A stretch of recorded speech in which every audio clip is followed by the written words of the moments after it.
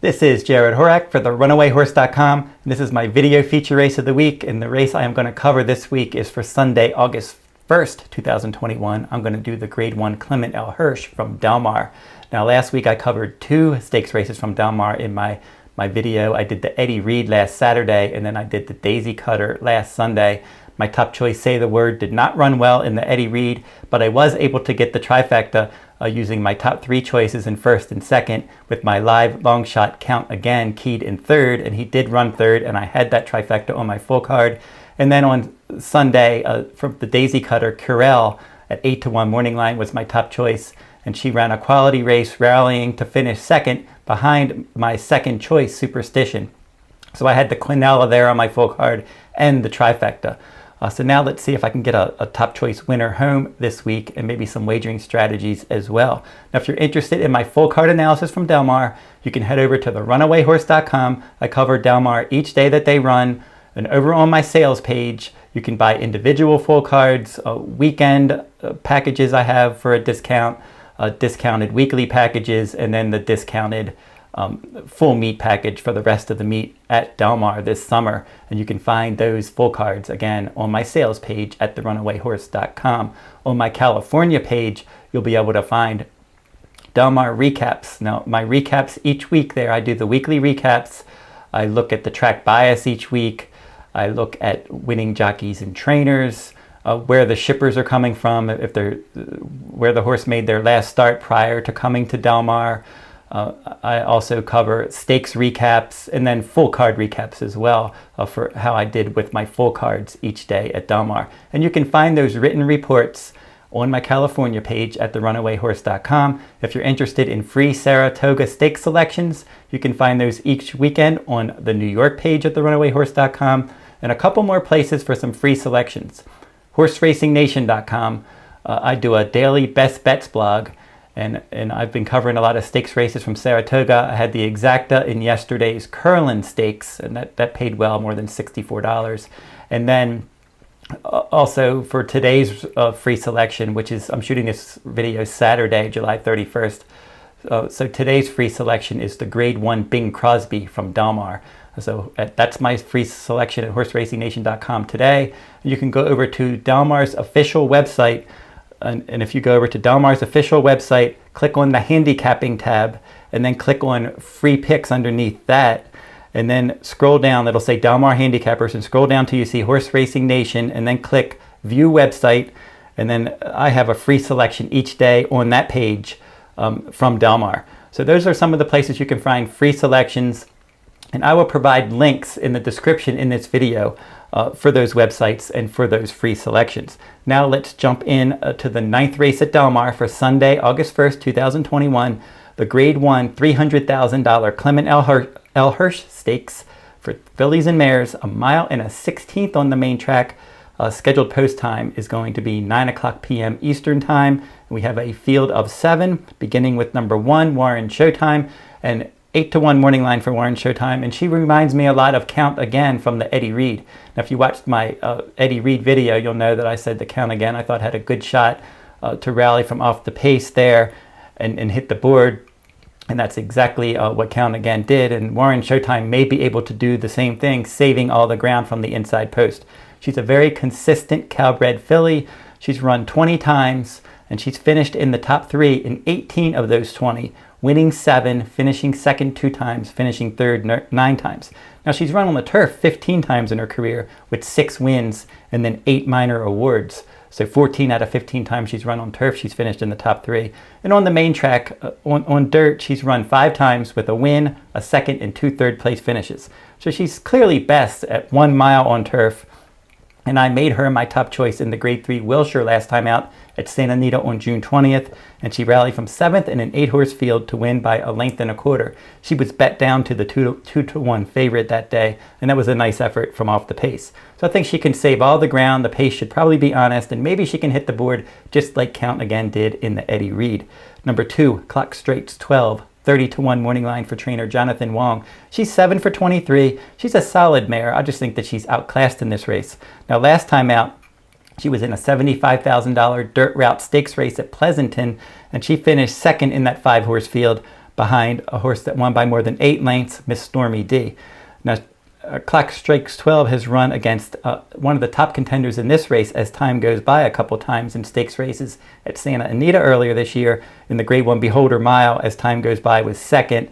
Clockstrikestwelve was sixth, beaten more than 9 lengths. And then as time goes by, won the Santa Margarita. Clockstrikestwelve was fifth by 22. I just think that she's a decent enough mare, but I think she's outclassed in here.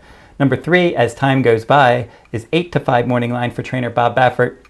This one is a daughter of American Pharaoh, and she's very consistent. 7 starts with 4 wins, 2 seconds, and a 3rd place finish. Her 3rd place finish was in her career debut at Del Mar in her lone local start at 6 furlongs last summer. She finished 3rd, beating a length and a quarter. And then in her 3rd career start, she broke her maiden at the end of the year in 2020 at Los Alamitos at 6 furlongs by more than 4 lengths. She started her year this year in a 2-turn mile at Santa Anita on January 17th. She won that one by 9 lengths, tracking the pace. And they put her in stakes races after that, and she's run well each time. The Grade 1 Beholder Mile, she was second, rallying from 5th place. Swiss Skydiver was the winner there. The Santa Margarita, she got out there. She controlled the pace, below par fractions, and she ran away to win by more than 9 lengths. Last time out, in the Grade 2 Santa Maria, she tracked the pace. The pace was pretty quick. She tracked it. She took the lead. It looked like she was going to really take over, but then she didn't pull away, and she just held on by a nose in that one. Miss Stormy D was a distant 3rd there, and as I mentioned, Miss Stormy D came back and won a stakes race at Pleasanton easily.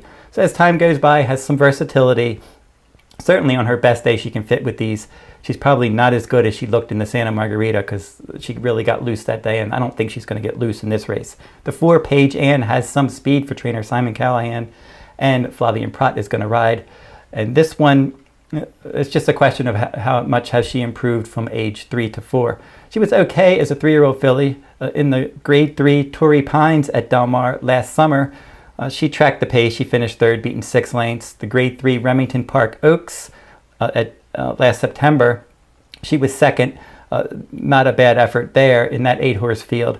But then she made her first start of the year at Golden Gate on all-weather ground on May 21st. And she set the pace, and she finished 3rd in that 4-horse field. So she's going to have to go much better than she did. But I figured that all-weather race was probably just a prep for this kind of race. But she's going to have to run the race of her life to hang in there with this group. The 5, cover version, 30-1 Morning Line. Reed Saldana is the trainer. Abel Cedillo is going to ride. Now, she looked good winning a starter allowance race at Los Alamitos Racecourse on the 4th of July. She rallied from last in that 5-horse field to win that one. And then in a mile in 3/8 on turf last time out on July 18th at Del Mar. She was 5th, beaten 6 lengths. Just look at her form.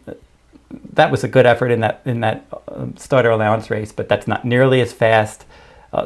She's going to have to run much better against much better horses. I just think that she's outclassed in here. The 6, Venetian Harbor, could be the one to catch. She's 2-1 Morning Line. She's run 9 times in her career with 4 wins and 4 second-place finishes.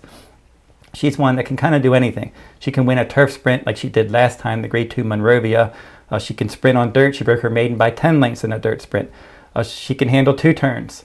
In the Las Virgenes, a Grade 2, February of 2020, she won that one by 9. In the Fantasy Stakes, she was second behind Swiss Skydiver, and she finished more than 10 lengths in front of Shedaresthedevil that day. In the Ashland Stakes, she was second to Speech after setting the pace. And she turned back in the Test Stakes at 7 furlongs and finished second behind Gamine, and she was well clear of the rest in 3rd that day.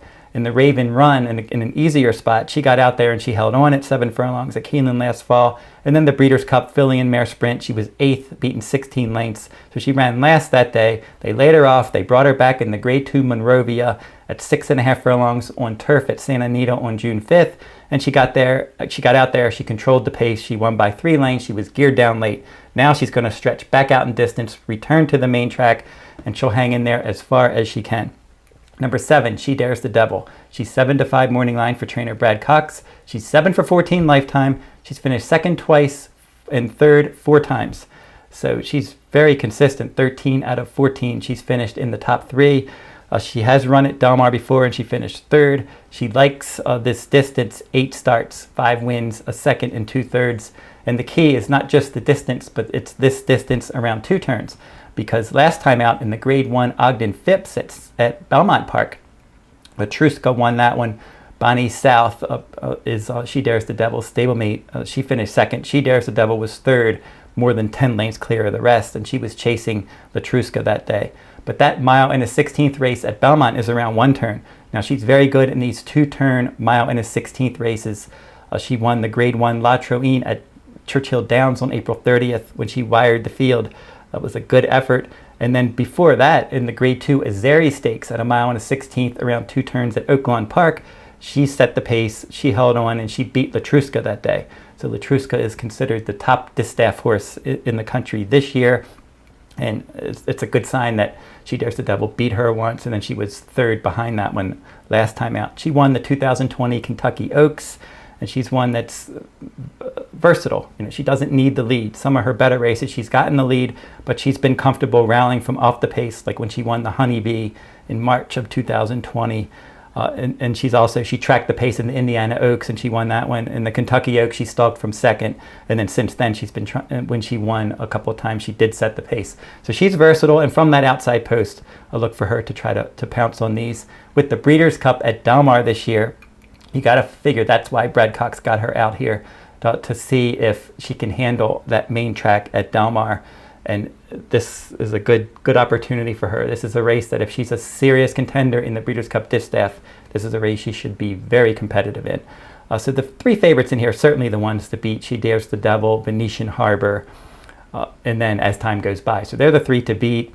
Warren Showtime, I think, could spice up the exotics and end up hitting the board. I'm not going to make a win wager in here because my top choice is the slight favorite. If she even goes off the favorite, we'll have to see. Maybe As Time Goes By ends up the favorite. Maybe Venetian Harbor. It's going to be close between As Time Goes By, Venetian Harbor, and Shedaresthedevil vying for favoritism. But I'm going to go with number 7, Shedaresthedevil, as my top choice. And my wagering strategies in this race is I'm going to play a trifecta key. I'm going to key number 7, Shedaresthedevil, on top of number 1, Warren Showtime, the 3, As Time Goes By, and the 6, Venetian Harbor. And I'm going to play one other trifecta. I'm going to use As Time Goes By, Venetian Harbor, and Shedaresthedevil in first and second, keying number 1, Warren Showtime, in third in that trifecta.